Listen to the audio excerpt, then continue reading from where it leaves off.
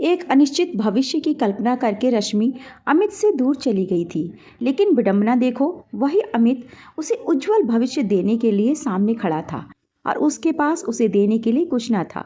नमस्कार दोस्तों, आपका बहुत बहुत स्वागत है मेरे यूट्यूब चैनल पर। आज फिर से मैं हाजिर हूँ एक नई कहानी के साथ। रात के 11:15 बज रहे थे। ट्रेन खुलने वाली थी। मैं नीचे वाली बर्थ पर खिड़की के पास बैठा खाना खा रहा था। सोचा था खा पीकर तुरंत सो जाऊंगा। ट्रेन रेंगने लगी थी। तभी एक युवती दौड़ते दौड़ते मेरी खिड़की के पास आई। यह कोच नंबर 7 है क्या? वह ट्रेन की बढ़ती गति के साथ लगभग दौड़ रही थी। हाँ, उसने मुझे एक लिफाफा पकड़ाया और बोली, 17 नंबर बर्थ पर मेरी बहन रश्मि है, ज़रूर से दे दीजिएगा। ट्रेन की गति बढ़ती गई और वह पीछे छूटती गई। उसने दोनों हाथ जोड़कर मुझे मानो धन्यवाद दिया और फिर वह आंखों से ओझल हो गई। बाएं हाथ से मैंने वह लिफाफा पकड़ा था क्योंकि दाहिने हाथ से खाना खा रहा था मैं। वह लिफाफा मैंने अपने बैग के ऊपर वाली पॉकेट में रख दिया, यह सोचकर कि हाथ धोकर लौटता हूँ और फिर 17 नंबर पर जाकर रश्मि को दे आऊँगा। खाना खाने के बाद मैं हाथ धोने के लिए वॉश बेसिन की ओर बढ़ गया। टॉयलेट भी हो आया कि बस निश्चिंत होकर सो जाऊँगा, और यही हुआ। मैं लौटकर आते ही बर्थ पर पसर गया, एक चादर तानी और सो गया। करीब 5:30 बजे सुबह नींद खुली और मैं अपना सामान सहेजने लगा क्योंकि कुछ ही देर बाद लखनऊ स्टेशन आने वाला था जहाँ मुझे उतरना था। जब मैंने चादर रखने के लिए बैग उठाया तो वह लिफाफा देखा। ओह, मैं तो भूल ही गया। बड़ी शीघ्रता से मैं 17 नंबर बर्थ के पास पहुंचा तो उसे खाली पाया। मैंने सामने वाले यात्री से पूछा तो उसने बताया कि वह तो पहले ही रायबरेली पर उतर गई थी। मुझे उस युवती ने कितने विश्वास से वह लिफाफा पकड़ाया था। मुझे अपने ऊपर ही क्रोध आने लगा। ध्यान से देखा तो यह एक खुला पत्र था। मैंने निकाला तो पता चला कि यह नियुक्ति पत्र था और उसे आज ही ज्वाइन करना था। रायबरेली के एक कॉलेज का नाम और अन्य विवरण भी अंकित थे। लिफाफे के ऊपर रश्मि शर्मा पूरा पता और मोबाइल नंबर लिखा था। ट्रेन लखनऊ आ पहुंची। स्टेशन से बाहर आया, अपने ऊपर ही झुंझलाहट हो रही थी। एकाएक लिफाफे पर लिखे फ़ोन नंबर का ध्यान आया। तुरंत ही फ़ोन किया। हेलो, मैं अमित बोल रहा हूँ। आप रश्मि जी हैं? मैं उत्तर सुनने के लिए उतावला था। हाँ, लेकिन आप कौन और आपको यह फ़ोन नंबर कहाँ से मिला? उसके स्वर में कुछ कड़वाहट थी। देखिए, वह सब मैं आपको बता दूंगा। आपका नियुक्ति पत्र मेरे पास है। मुझे बनारस रेलवे स्टेशन पर किसी ने दिया था। मैं 2 घंटे में रायबरेली पहुंच जाऊंगा। वैसे भी कार्यालय तो 10 बजे ही खुलेगा। बाकी मिलने पर। मैंने बिना कुछ सुने फ़ोन बंद किया और ऑटो रिक्शा पकड़कर अपने कमरे की ओर निकल पड़ा। कमरे पर पहुंचकर दैनिक कार्यों से निवृत्त हुआ और रायबरेली के लिए निकल पड़ा। बस में बैठा सोच रहा था कि मैं एक बड़ी उलझन और गहरे अपराध बोध से बच गया। 9 बजते बजते मैं उस विद्यालय के कार्यालय के पास पहुंच गया। रश्मि को फ़ोन किया। मैं आ गया हूँ, आप कहाँ हैं? कार्यालय के सामने एक रेस्टोरेंट में चाय पी रही हूँ। आप कहाँ हैं? मैं तो कार्यालय के मुख्य द्वार के पास खड़ा हूँ। ऐसा करता हूँ कि मैं अपना दाहिना हाथ उठा लेता हूँ। नीले रंग का कोट पहना हुआ हूँ, आप पहचान लेंगी।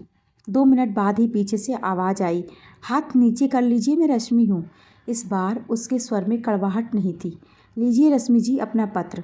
अब मैं निश्चिंत हूँ। बड़ी उलझन में था और फिर मैंने पूरी घटना रश्मि को बताई। वे मेरी भाभी हैं।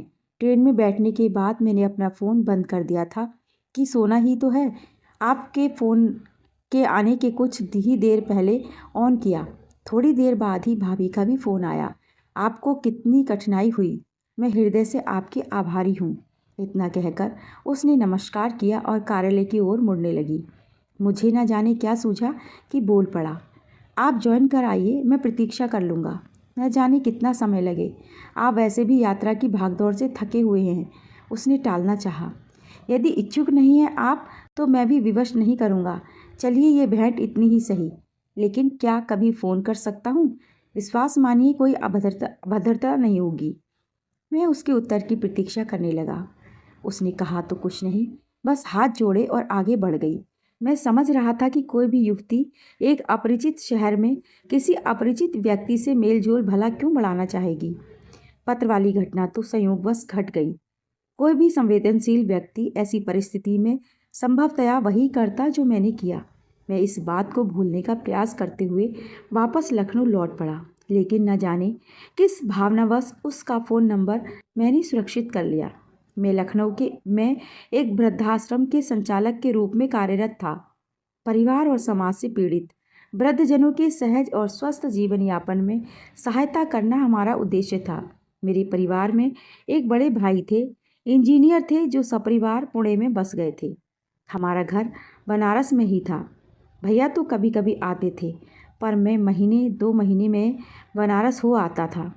एक किराएदार रख छोड़ा था। लखनऊ में अकेला ही किराए पर रहता था। कभी कभी रश्मि वाली घटना याद आ ही जाती। शायद अब मन को किसी साथी की तलाश थी। एक दिन न जाने किस भावनावश मैंने रश्मि को फ़ोन कर ही दिया। हेलो, मैं अमित बोल रहा हूँ, पहचाना आपने? मैंने उसकी प्रतिक्रिया भांपने की कोशिश की। जी हाँ, आपने ही वह पत्र मुझ तक पहुँचाया था। मैं भी आपको फ़ोन करने वाली थी। उस दिन मेरा व्यवहार बड़ा रूखा रहा। सोचती थी कि यदि कभी भेंट होती तो उस अशिष्टता के लिए आपसे क्षमा मांग लेती। उसके स्वर में संकोच था। तो इसमें क्या बड़ी बात है? कल रविवार है, आपका विद्यालय बंद ही रहेगा। आ जाता हूँ रायबरेली।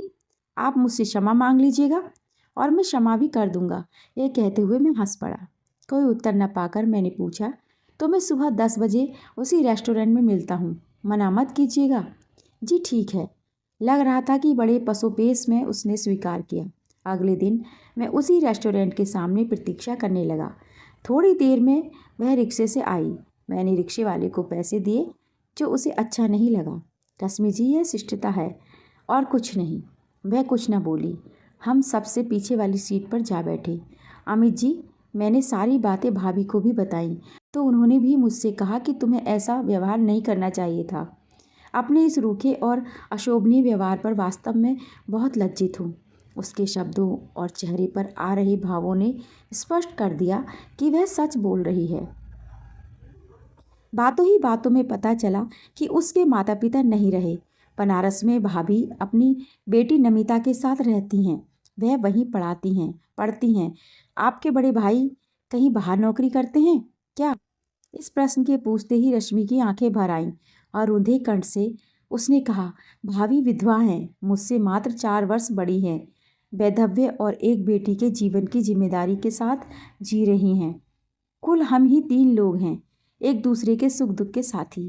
कहते कहते रश्मि ने दुपट्टे से अपने आंसू को पोंछ लिया। ओह, मुझे नहीं पूछना चाहिए था। आपका क्या दोष? जीवन के घाव सबको नहीं दिखाए जाते, पर यह प्रश्न ही ऐसा है कि इसका उत्तर मेरी आंखें भर देने लगता है। और फिर आंसू कहाँ छिपते हैं। वह असहज हो उठी थी। मैंने उसे धीरज बंधाने का प्रयास किया। उसने खाया कुछ नहीं, बस चाय पी और फिर हम लोग रेस्टोरेंट से बाहर आ गए। मैंने एक रिक्शे वाले को बुलाया। वह बैठ गई तो मैंने थोड़ा मुस्कुराते हुए कहा, इस बार पैसे मैं नहीं दूंगा। मैंने स्थिति सहज करने के लिए ऐसा कहा। वह धीमे से मुस्कुराई, दोनों हाथ जोड़े और बोली, आपका नंबर अब मेरे मोबाइल में सुरक्षित है अमित जी। वह चली गई और मैं उसके इस वाक्य के मधुर अर्थ निकालते हुए वापस लखनऊ आ गया। यह एक सुखद स्मृति थी। समय बीतता रहा, हम मिलते रहे और अब हम एक दूसरे के लिए आप न होकर तुम हो गए। मैं मान बैठा था कि हम एक दूसरे के हृदय में बस चुके हैं। एक दिन बातचीत के क्रम में मेरे मुंह से अकस्मात ही निकल गया, भाभी कब से अकेली हैं? रश्मि कुछ पलों तक चुप रही, फिर बोली, भैया इकलौते बेटे थे। माता पिता का दुलार और प्यार पाकर वे न जाने कब ऐसे लोगों की संगत में आ गए जिनके जीवन में कोई बंधन और अंकुश नहीं था। भैया को सिगरेट पीने की बुरी आदत लग गई। अब बहुत समझाया गया, लेकिन सब व्यर्थ। सोचा गया कि शादी हो जाए तो शायद पत्नी के कहने पर सुधर जाएं, पर ऐसा ना हुआ। इतना ही करते कि मम्मी पापा के सामने ना पीते, अपने कमरे में बंद कर लेते और सिगरेट पीते। उस धुएं और घुटन भरे कमरे में ही भाभी रहने को विवश थी। यह तो आपके भैया की निष्ठुरता थी, जो वे अपनी पत्नी की इच्छाओं व भावनाओं का भी सम्मान नहीं करते थे। बस अचानक ही एक दिन पता चला कि सिगरेट की इस आदत के कारण भैया क्रोनिक ऑब्स्ट्रक्टिव पल्मोनरी डिजीज के गंभीर बीमारी के रोगी बन चुके थे। ये कौन सी बीमारी है, मैं जानना चाहता था। हमें तो यही बताया गया कि लंबे समय तक तंबाकू के धुएं से या फेफड़ों में जलन पैदा करने वाले पदार्थों के संपर्क में रहने से व्यक्ति के फेफड़े और वायु मार्ग क्षतिग्रस्त हो जाते हैं। इस बीमारी का प्रमुख कारण धूम्रपान ही है, वह बोली। तो भैया को परेशानी क्या होने लगी? समझ अमित की एक नहीं, कई परेशानियों को लेकर वे जी रहे थे। खूब खांसी आती थी, बलगम भी अधिक बनने लगा था, सांस लेने में कठिनाई, थकान और लगता था कि वजन भी धीरे धीरे कम होने लगा था। कहते थे भैया कि उन्हें घरघराहट जैसे लक्षणों के साथ छाती में जकड़न का भी अनुभव होता है। तो डॉक्टर ने उपचार क्या बताया? मैंने पूछा। कुछ विशेष नहीं, इनहेलर का प्रयोग करने को कहा, कुछ दवाएं भी दी और समय समय पर दिखाते रहने को कहा। रश्मि की इन बातों को सुनकर बड़ा दुख हुआ। एक बुरी आदत ने पूरी परिवार से सुख शांति छीन ली थी। मैंने पूछा, क्या किसी और डॉक्टर से परामर्श नहीं लिया? किया था, यह भी बिना किसी को बताए। एक दिन भैया की सारी रिपोर्ट और चल रहे उपचार का विवरण लेकर मैंने एक और वरिष्ठ डॉक्टर से भेंट की और उन्होंने जो कहा वह सुनकर मैं सन्न रह गई। क्या कहा उन्होंने? मैं भी जानना चाहता था। बोले कि लंबे समय तक सिगरेट पीने से फेफड़ों की स्थिति बिगड़ चुकी है। कई बार ऐसे लोग कुछ और रोगों से भी प्रभावित हो जाते हैं, जैसे हृदय रोग, फेफड़े का कैंसर, ऑस्टियोपोरोसिस यानी हड्डियों का कमजोर होना। दवा तो ठीक ही चल रही है, कुछ विशेष करने को नहीं बचा है अब। डॉक्टर एक बुरा संकेत देकर चुप हो गए। 3 वर्ष बीतते बीतते वे चल बसे। जिन घूंटों को वे पीते रहे, एक दिन वही धुआं उन्हें पी गया और हमारे जीवन को धुएं से भरकर भैया छोड़ गए हम सबको। इस दुखद, बोझिल और हताशा भरे माहौल में भी मैं भला क्या बोलता। सांत्वना के 2 शब्द कहकर उसे पीड़ामय अतीत की परिधि से वापस लाने का प्रयास करने लगा। कुछ देर और बैठे रहे हम लोग, फिर कमरे की ओर निकलने के लिए वह उठ खड़ी हुई और चलती हुई कहने लगी, अमित, अपना दुख तुमसे कह चुकने के बाद ऐसा प्रतीत हो रहा है मानो डामाडोल हृदय को कोई आसरा मिल गया हो। तुम्हें भी लौटना ही है। वह रिक्शे पर बैठ गई और बस स्टैंड की ओर बढ़ चला। मैंने अब निश्चित कर लिया था कि अपने मन की बात उससे कह ही डालूंगा। फ़ोन करके उसे आगामी रविवार का दिन और समय भी बता दिया। शायद उसे भी आभास हो गया है कि मैं उससे क्या कहने वाला था। रविवार को मैं समय से पहले ही पहुंच गया और प्रतीक्षा करने लगा।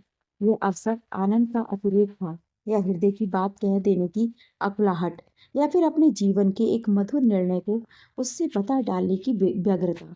मैं समझ नहीं पा रहा था। एक अद्भुत मनोदशा में था कि रश्मि अभी तक आई क्यों नहीं। प्रतीक्षा के उन बोझिल क्षणों को व्यतीत करने के लिए मैंने एक सिगरेट सुलगाई। कश लेते हुए चहलकदमी करने लगा। अब 11 बज रहे थे, लेकिन रश्मि नहीं आई। फोन किया तो कट गया। 2-3 प्रयास किए पर उसने फोन उठाया नहीं। मैं समझता था कि वह काट दे रही है। इसी बेचैनी में घंटों भर और टहलता रहा, पर वह आई और ना ही उसने फ़ोन उठाया। मुझे यह भी नहीं मालूम था कि वह रहती कहाँ है।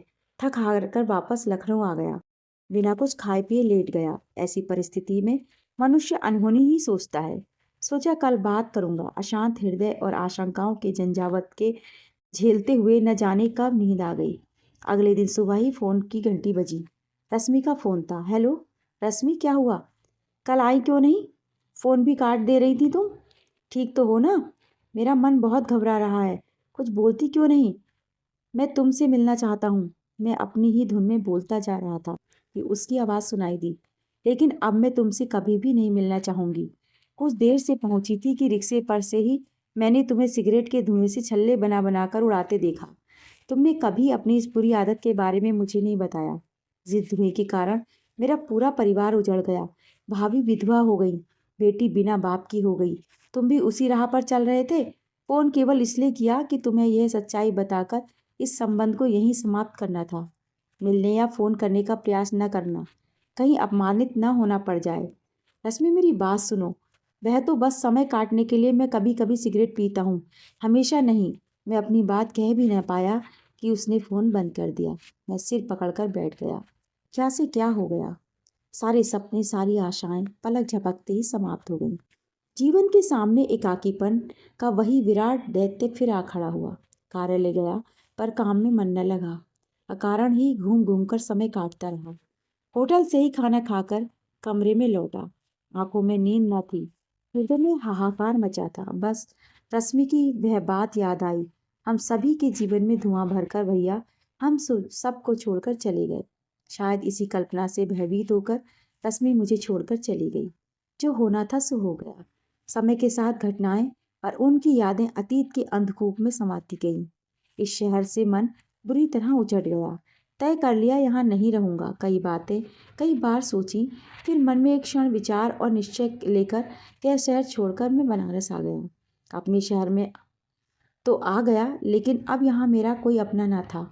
मैंने यहाँ एक देखभाल के नाम से संस्था खोली। मुझे अनुभव तो था ही, यहाँ कुछ दक्ष लोगों और एजेंसियों के साथ मिलकर स्वास्थ्य सेवाएं प्रदान करने का कार्य प्रारंभ कर दिया। एक दिन फ़ोन की घंटी बजी। हेलो, क्या आप देखभाल संस्था से बोल रहे हैं? जी, मैं अमित बोल रहा हूँ, मैंने उत्तर दिया। मुझे एक महिला सहायिका की आवश्यकता है जो मेरी देख रेख कर सके और सप्ताह में 2 दिन मुझे डायलिसिस के लिए अस्पताल ले जा सके। मुझे अपनी फीस और औपचारिकताएं पहले बता दीजिए। यह एक दुर्बल आवाज़ थी, लेकिन मुझे न जाने क्यों कुछ जानी पहचानी सी लगी।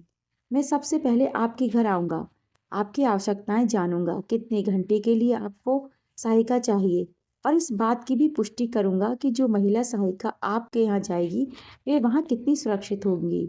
इसी प्रकार हम आपको उक्त महिला से जुड़ी सारी सूचनाएं देंगे और उनके बारे में पुलिस द्वारा सत्यापित तथ्यों का भी एक प्रमाण पत्र आप देंगे। फीस तब तय होगी जब हम आपकी पूरी आवश्यकताएं जान जाएंगे और इन सब बातों के लिए अधिकृत व्यक्ति और आपकी ओर से कोई जिम्मेदार व्यक्ति हस्ताक्षर करेंगे। मैंने संक्षिप्त सा विवरण उनको बता दिया। ठीक है, आप कल सुबह 10 बजे तक आ जाइए। मैं अपना पता और फ़ोन नंबर नोट करा देती हूँ। आइएगा ज़रूर, क्योंकि कल मुझे अस्पताल भी जाना है। उस महिला की वाणी में इतनी करुणा और पीड़ा थी कि सहज ही मेरा मन द्रवित हो उठा। अपनी संस्था की परिचारिका निर्मला को लेकर अगले दिन मैं उक्त पते पर पहुंचा। एक दुर्बल सी और क्षीणकाय महिला ने द्वार खोला। मैं उसे देखते ही चौंक गया और मेरे मुंह से निकला, अरे रश्मि, तुम इस हालत में? अरे अमित, तुम? ऐसी ही आश्चर्य से भरी प्रतिक्रिया उसकी भी थी। हम लोग अंदर आ गए। 30 वर्ष की उस समय की युवा रश्मि आज मेरे सामने एक अधेड़ और बीमार महिला के रूप में बैठी थी। मैंने अपनी संस्था की परिचारिका से कहा, तुम दूसरे कमरे में बैठ जाओ, मैं बुला लूँगा। अरे इसमें क्या बात है, ये तब तक चाय बना ले, फिर आगे की सोचते हैं। यह कहते हुए रश्मि निर्मला को लेकर किचन में चली गई। हम दोनों एक दूसरे के सामने मौन बैठे थे। चुप्पी रश्मि ने तोड़ी। मैं अपनी दशा और दुर्दशा तुम्हें बताऊं, उसके पहले मैं उस दिन की घटना का उल्लेख करना चाहूँगी जिस दिन तुमने मुझसे कुछ कहने के लिए बुलाया था।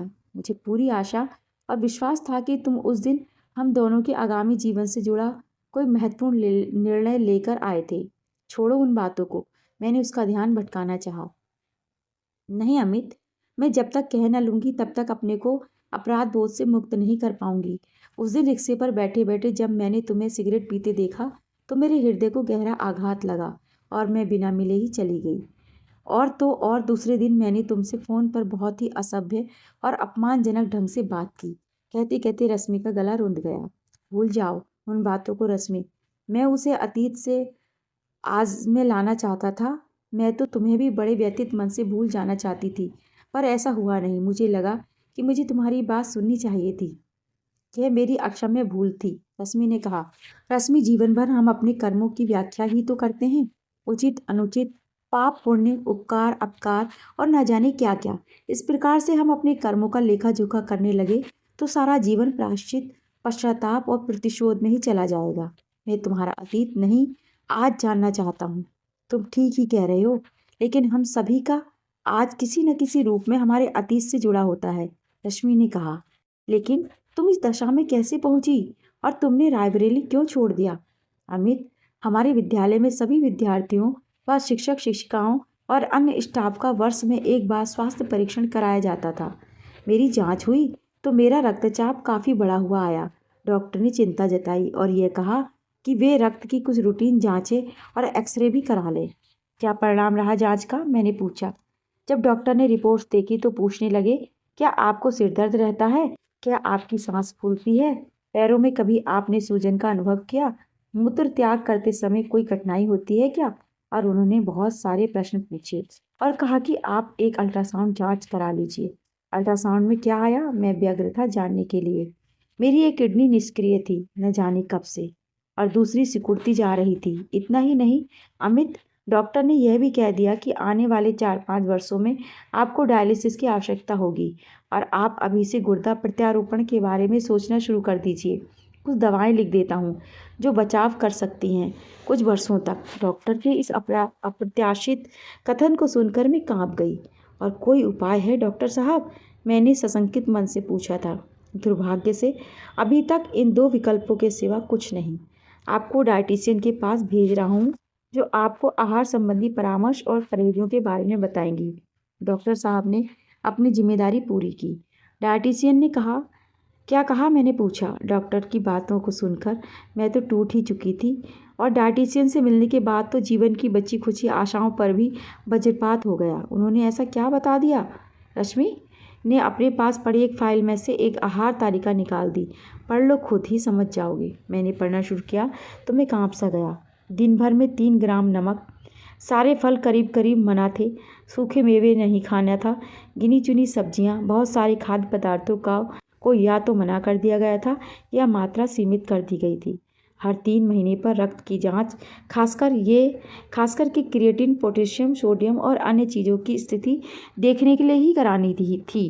इतने कठोर परहेज और प्रतिबंधों के साथ जीवन जीना किसी यातना से कम न था। मैंने तालिका रश्मि को लौटाते हुए पूछा, फिर आगे क्या हुआ? वही जो डॉक्टर ने कहा था। 4 वर्ष बीतते बीतते डायलिसिस पर आ गई। नौकरी छोड़नी पड़ी। कुछ फंड के रुपए मिले, लेकर वापस यहाँ बनारस आ गई। जब मैं नौकरी में थी तो भाभी को भी कुछ पैसे भेजती थी।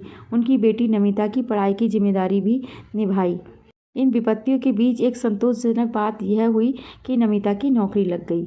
जब नमिता नौकरी के लिए हैदराबाद जाने लगी तो भाभी को भी साथ जाना पड़ा और मैं यहाँ टुकड़ों टुकड़ों में मरने के लिए जी रही हूँ। महीनों बाद तुम्हारी आवाज़ सुन रही हूँ अमित, वरना इस घर में मैं अपनी आवाज़ के सिवा दूसरों की आवाज़ सुनने को तरसती थी। यह सब कहते कहते रश्मि फूट फूट कर रो पड़ी। एकाएक उसे ख्याल आया कि 2 बजने वाले हैं और डायलिसिस के लिए अस्पताल पहुंचना था। उसके लाख मना करने के बावजूद मैं रश्मि के साथ निकल गया और निर्मला से कहा कि वह रात 8 बजे तक आ जाएगी, रश्मि के घर पर ही रुक जाएगी। रास्ते में मैंने रश्मि के गले में घाव के सूखे निशान देखे। पूछा तो कहने लगी, पहले यहीं गले से 6 महीने तक डायलिसिस होती रही। इसे जुगुलर कहते हैं। जब इसमें संक्रमण हो गया तो बाईं बाह में सुई डालने के लिए स्थान बनाया गया, जिसे फिस्टुला कहते हैं। करीब 5 घंटे बाद शाम को 7 बजे उसकी डायलिसिस पूरी कराने के बाद उसे लेकर घर लौटा। रास्ते में कोई बातचीत नहीं हुई।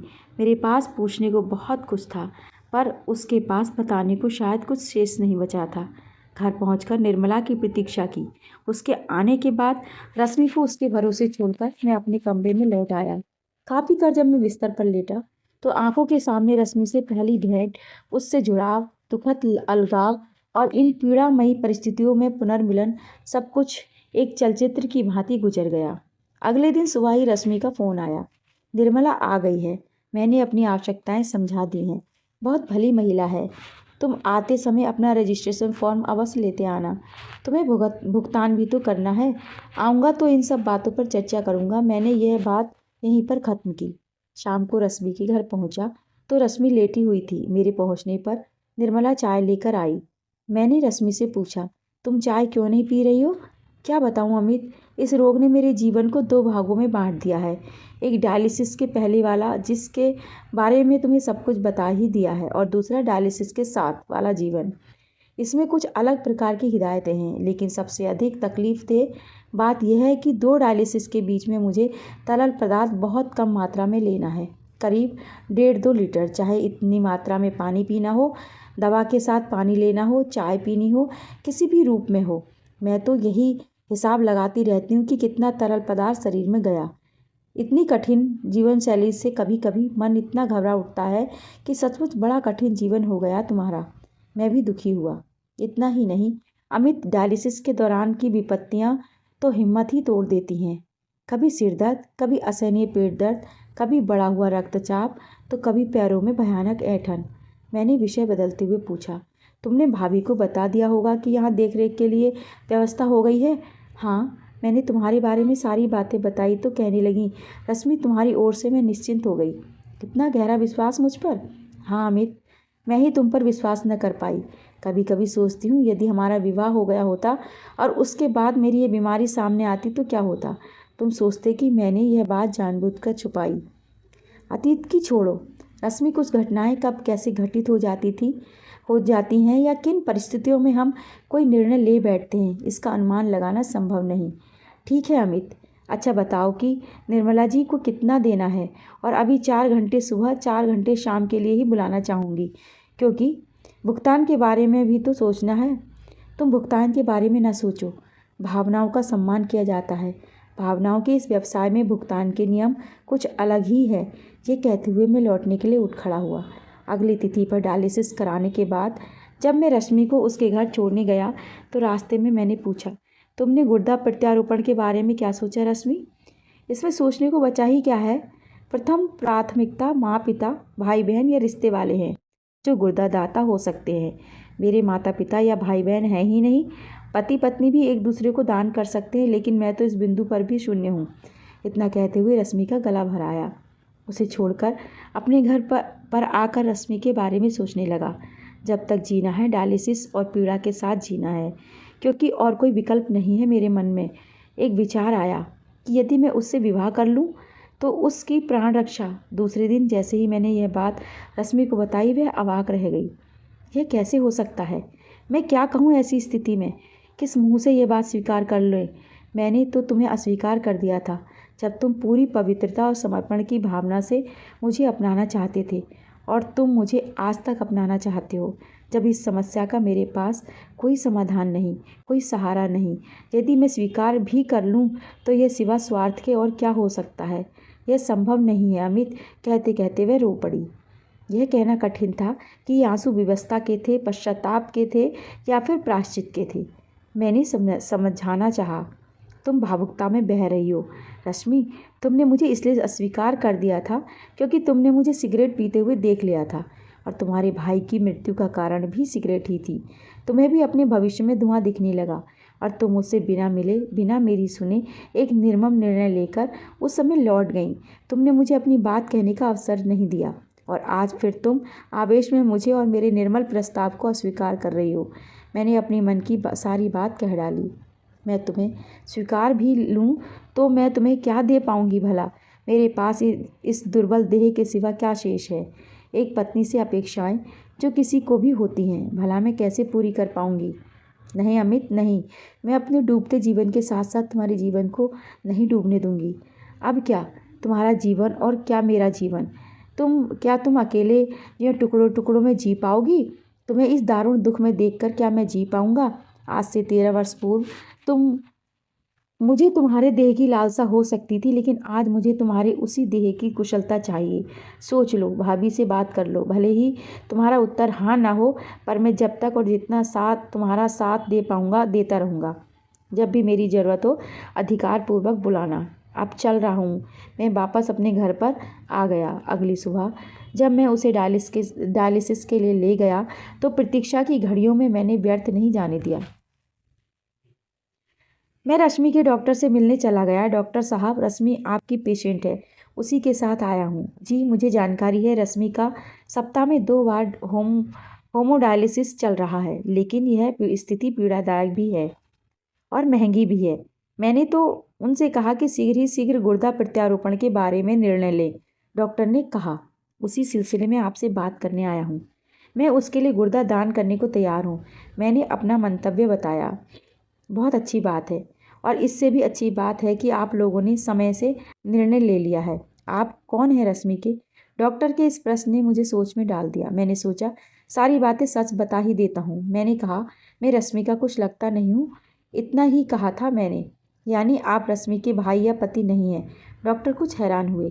मैं उसका हृदय से दोस्त हूँ। यदि गुर्दा दान करने के लिए रक्त के रिश्ते की प्राथमिकता और आवश्यकता है तो मैं उससे विवाह कर लूँगा और एक पति के रूप में खुद को प्रस्तुत करूँगा।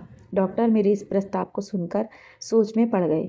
आपका निर्णय मानवीय और भावनात्मक दृष्टिकोण से तो अत्यंत ही स्वागत योग्य है, लेकिन इसमें कुछ व्यावहारिक, चिकित्सीय और वैधानिक प्रक्रियाओं से गुजरना होगा। आपके इस प्रस्ताव को मैं गुर्दा प्रत्यारोपण समिति के समक्ष प्रस्तुत करूंगा। वही आपके इस निवेदन को स्वीकृति देंगे।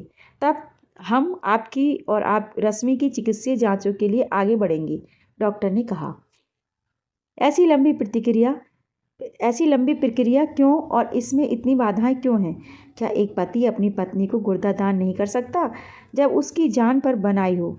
मैं कुछ आवेश में आ गया। अमित जी, मैं समझ सकता हूँ आपके निर्णय में कोई कमी नहीं है, लेकिन आज की दुनिया में गुर्दा प्रत्यारोपण को कई लोगों ने एक बिजनेस बना लिया है। इसलिए सघन जांच के बाद ही निर्णय लिया जाता है, जिसमें सोटो यानी State Organ and Tissue Transplant Organisation के दिशा निर्देशों का कड़ाई से अनुपालन किया जाता है। डॉक्टर ने मुझे मेरी बातों का जवाब देकर समझाया। तो आप मेरे लिए क्या सलाह देना चाहेंगे? मैंने पूछा। आप हताश मत होइए। पहले रश्मि और उनके जो भी उपलब्ध अभिभावक हों, उनसे मिलकर अपने विचार और निर्णय को साझा कीजिए। यदि विवाह में कोई बाधा ना हो तो पहले ये शुभ कार्य कीजिए।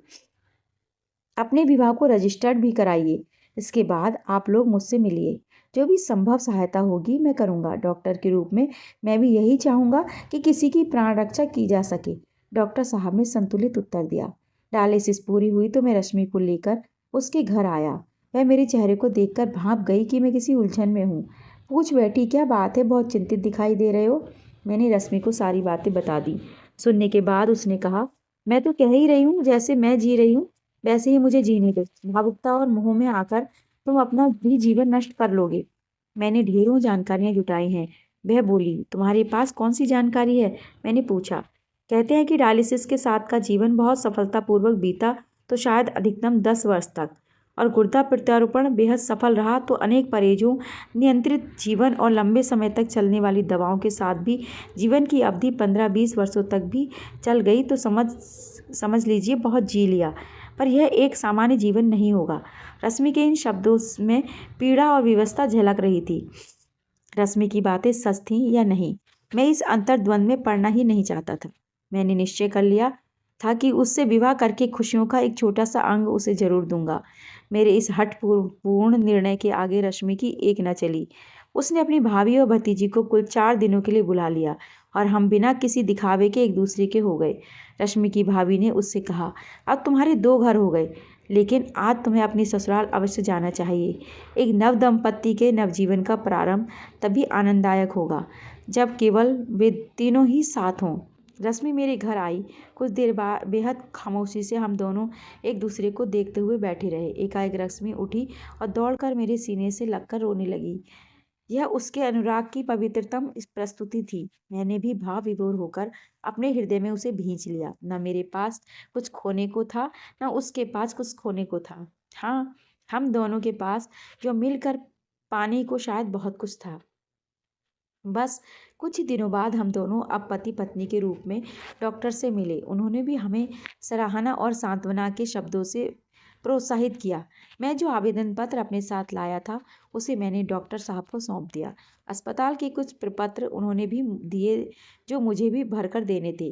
उन्होंने एक बार फिर सारी बातें दोहराई, प्रक्रियाओं और औपचारिकताओं की जानकारी दी। उन्होंने हमें गुर्दा प्रत्यारोपण के बारे में पक्षों को समझाते हुए यह भी कहा, मैं आप लोगों की भावनाओं के साथ हूँ।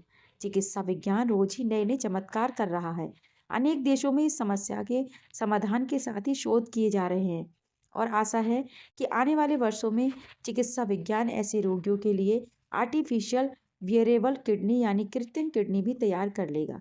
तब तक डायलिसिस कराते रहिए और आशावान रहिए। डॉक्टर साहब के इन शब्दों ने मानो हमारे अंदर आशा की एक नई ऊर्जा भर दी। मैंने रश्मि का हाथ पकड़ा।